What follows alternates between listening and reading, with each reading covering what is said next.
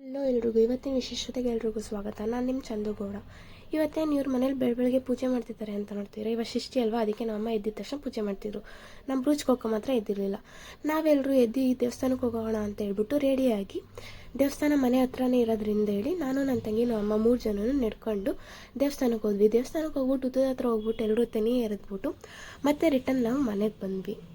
ದೇವಸ್ಥಾನದಿಂದ ಬಂದು ನಮ್ಮಮ್ಮ ಟೀ ಮಾಡಿಕೊಟ್ರು. ಸೊ ಅದನ್ನು ಕುಡಿದ್ಬಿಟ್ಟು ನಮ್ಮಮ್ಮ ಇವತ್ತು ಒಪ್ಪತ್ತಿರ್ತಾರೆ ಅಂತ ಹೇಳ್ಬಿಟ್ಟು ಅಡುಗೆಗೆ ನಾನು ಸ್ವಲ್ಪ ಹೆಲ್ಪ್ ಮಾಡೋಣ ಅಂತ ಹೇಳ್ಬಿಟ್ಟು ಹೆಲ್ಪ್ ಮಾಡಿಬಿಟ್ಟು ನೆಕ್ಸ್ಟು ಇಲ್ಲೇ ದೇವಸ್ಥಾನದಲ್ಲಿ ಪೂಜೆ ಇಟ್ಕೊಂಡಿದ್ರು, ಹೋಮ ಇಟ್ಕೊಂಡಿದ್ರು ಅಂತ ಹೇಳ್ಬಿಟ್ಟು ನಮ್ಮಮ್ಮ ಕರ್ಕೊಂಡೋಗು ಅಂದರು. ಸೊ ಆಯಿತು ಅಂದ್ಬಿಟ್ಟು ನಾನು ಅವ್ರನ್ನ ಅಲ್ಲಿ ಕರ್ಕೊಂಡೋಗ್ಬಿಟ್ಟು ಅಲ್ಲಿ ಪೂಜೆ ಮುಗಿಸ್ಕೊಂಡು ಮತ್ತೆ ನನ್ನ ಮನೆಗೆ ರಿಟರ್ನ್ ಬಂದು ಮನೆಗೆ ಬಂದು ನಾನು ನನ್ನ ಫ್ರೆಂಡ್ ಹೊರಗಡೆ ಹೋಗೋದ ಅಂತ ಪ್ಲ್ಯಾನ್ ಮಾಡಿದ್ದು ಅಂತ ಹೇಳ್ಬಿಟ್ಟು ನಾನು ಮತ್ತೆ ರೆಡಿ ಆಗಿಬಿಟ್ಟು ಮನೆಯಿಂದ ಅಂತೂ ಹೊರಟೆ.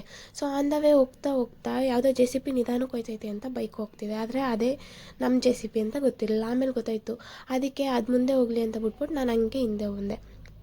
ಫ್ರೆಂಡ್ PG ಹತ್ರ ಹೋಗ್ಬಿಟ್ಟು ಅವಳನ್ನೂ ಪಿಕ್ ಮಾಡಿಕೊಂಡು ನಾವು ಇಸ್ಕಾನ್ ಟೆಂಪಲ್ಗೆ ಹೋಗೋದ ಅಂತ ಪ್ಲ್ಯಾನ್ ಹಾಕಿದ್ವಿ ಅಂತೇಳಿ ಇಸ್ಕಾನ್ ಟೆಂಪಲ್ಗೇನೋ ಹೋದ್ವಿ. ಅಲ್ಲೋ ಹೋದ್ಮೇಲೆ ದೇವ್ರ ದರ್ಶನನೂ ಮಾಡಿದ್ವಿ. ಮತ್ತು ರಿಟರ್ನ್ ಬರುವಾಗ ಪ್ರಸಾದ ಕೊಟ್ಟರು ಅಂತೇಳಿ ಪ್ರಸಾದನ ತಿನ್ಕೊಂಡು ಅಲ್ಲಿಂದ ಹೊರಟು ನಾವು ಕಾಫಿ ಅಡ್ದ ಹತ್ರ ಬಂದು ಕಾಫಿ ಕುಡ್ಕೊಂಡು ಅವಳು ಹಂಗೆ ಮನೆಗೆ ಹೋದ್ಲು. ನಾನು ಹಿಂಗೆ ಕಾಲೇಜ್ಗೆ ಹೋಗ್ಬಿಟ್ಟು ನನ್ನ ಕೆಲಸನ ಮುಗಿಸ್ಕೊಂಡು ಬರಬೇಕಾದ್ರೆ ನಮ್ಮ ಅಕ್ಕ ಸಿಕ್ಕಿದ್ಲು. ಸೊ ಅವರಿಬ್ಬರ ಜೊತೆ ಮಾತಾಡಿಕೊಂಡು ನಾನು ಮನೆಗೆ ರಿಟರ್ನ್ ಆದೆ. ಇಷ್ಟೇ ಇವತ್ತಿನ ವಿಶೇಷ. ಬಾಯ್.